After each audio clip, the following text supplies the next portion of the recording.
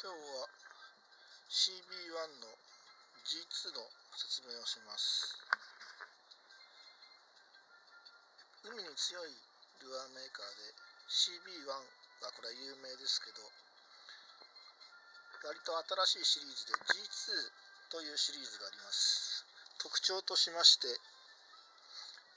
ボディの揺らめき口がありますね。これまっすぐ引いた時に微妙に振動するので、これが効くのだと思います。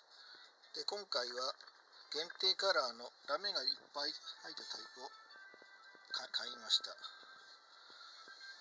他の人が釣れない時でもこの G2 は釣れることがありますので、ぜひ皆さん買ってみてはいかがでしょうか。値段もそんなに高くないです。 110g で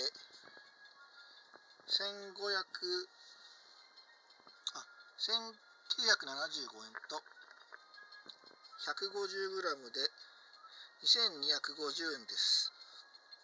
両方ともこれグローカラーなんで、深場なんかではいいかと思います。では失礼いたします。